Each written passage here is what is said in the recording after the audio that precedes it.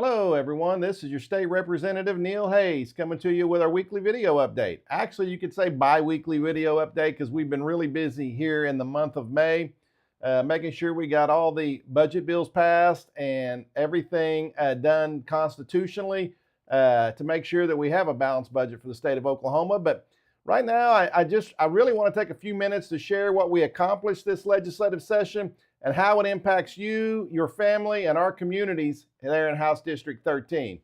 First off, I'm proud to say that the legislature has delivered on several key priorities this year. Priorities that we've heard directly from Oklahomans like you. Let's start with a basic. Our top priority this year was to pass meaningful legislation that puts taxpayers first, improves education, and strengthens government accountability. We changed how committees work this year in the House of Representatives. The goal? We want to make the process more deliberate. That means tougher scrutiny earlier in the session and fewer bills sailing through without any real discussion. It should be harder, not easier, to pass laws here in the state of Oklahoma, and we made sure our process reflects that. On government efficiency, we launched a new tool through the state's transparency portal where you can report government waste and inefficiency right here in Oklahoma. It's a direct way for Oklahomans to be part of holding agencies accountable. This is modeled after a similar federal initiative, the new Department of Government Efficiency there in D.C. One of our biggest wins this season was cutting the income tax by 0.25% and simplifying our tax brackets from 6 brackets down to 3. And that puts more of your hard-earned money back in your pocket. Plus, we laid the groundwork to eventually eliminate the state income tax entirely, while still funding essential services. Speaking of those services and back onto the budget, we passed a $12.6 billion state budget that keeps an additional $3.5 billion in reserves. That's how we prepare for the future, investing in what matters without overspending and while maintaining a savings if we do run into issues with tax collections in the future. As far as regulations go, we passed House Bill 2728, also known as the REINS Act. That's probably my favorite bill of this entire session, one that I was proud to co-author. This law requires any agency rule that would cost taxpayers over $1 million to get separate legislative approval. That means no more costly rules getting rubber stamped without your elected representatives here in the legislature having a say. We also created an economic analysis unit to verify the real cost of these rules. On the same topic of rules, this year we reformed how administrative rules are approved. Instead of one blanket resolution, we passed 6. That gave us the power to approve or reject individual rules, not just take the whole package as a take it or leave it process. Education was another top priority here in the Oklahoma House of Representatives.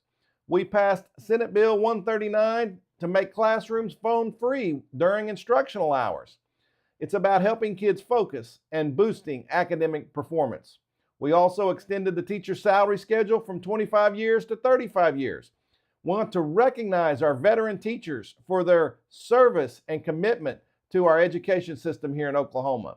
We increased public school funding again this year by adding $26 million directly into the school funding formula and an additional $9.3 million to expand career tech programs here in Oklahoma. We also passed a $25,000 income tax credit for doctors who serve in rural communities. That's going to help address our healthcare provider shortages in House District 13 and to bring more care to those underserved areas in our district.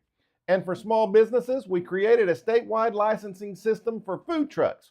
Everybody loves Food Truck Tuesday. No more navigating a patchwork of local rules. It is easier now to start and grow a mobile food business right here in Oklahoma. And finally, we passed House Bill 2781, the Reindustrialize Oklahoma Act. That means thousands of new jobs and a major boost to our economy with strict rules in place to make sure our taxpayer dollars are used responsibly. And I was proud to present the Senate amendments to House Bill 2794, which directs targeted funding, including $4 million to help relocate the USS Batfish submarine at Muskogee War Memorial Park. This vessel has long served as a historic and educational landmark in our district there in Muskogee.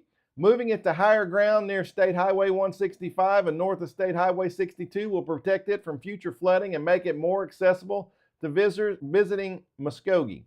This is a major win for our community and for preserving an important piece of naval history. Look, in 2022, I ran for office to make government work better and work for the people of Oklahoma, and this session, I believe we did just that. As always, I'm here to answer your questions and listen to your concerns. And again, I want to say thank you for trusting me to be your voice here at the state capitol. Right now, I want to tell you, we are in what is probably the last day of session here in 2025. We are expected to sine die today, which means we will end session. Constitutionally, we have to be done by tomorrow, but it looks like we will be done today. So unless the governor calls us back into session for a special session, this will be our last video update of this session. And I just wanted to say, as always, God bless you, God bless your families, and God bless the great state of Oklahoma. Wishing you all the best and look forward to seeing you in district as we get out of session. Thank you again, House District 13.